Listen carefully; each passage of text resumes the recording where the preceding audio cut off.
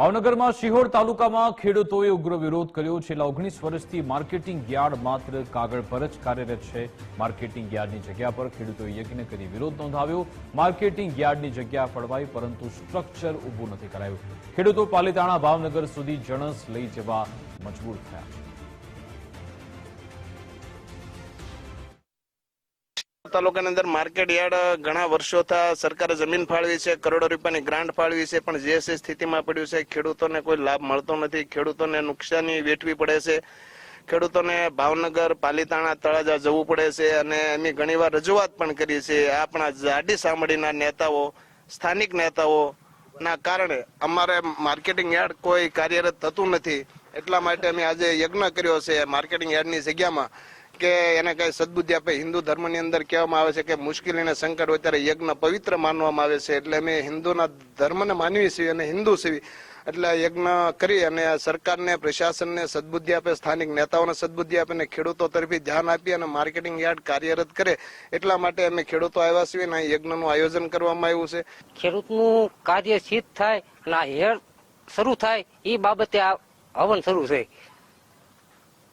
કેટલા ગામ શિહોરમાં? 78 ગામ શિહોર તાલુકાના છે.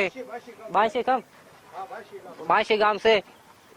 ઈ ખેડૂતને બીજે ક્યાંય ધક્કા ન ખાવા પડે. શિહોરમાં હેર થાય તો ભાવનગર, તળાજા, પાલીતાણા જવું ન પડે. અત્યારે શું સ્થિતિ છે? અત્યારે તો બાવળિયા ઉભા દારૂ ને બાટલ્યું છે.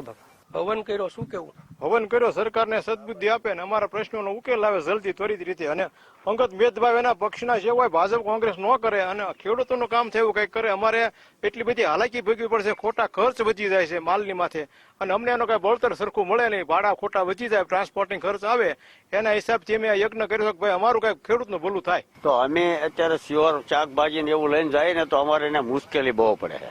માલ ઢોર પછી કઈક મેળા હોય ત્યારે એમ કે બહાર, તેથી અમારે બહાર રખડવું પડે છે. તો જેમ બને એમ વહેલા કાર્યરત કરે તો ખેડૂતને પૂરેપૂરો લાભ મળે. અહીંયા પરિસ્થિતિ એમનામ જેમ છે તેમ છે અને કાર્યરત કરે અને કોઈ પક્ષપાત રાખ્યા વગર તો ખેડૂતને પૂરેપૂરો લાભ થાય એમ છે.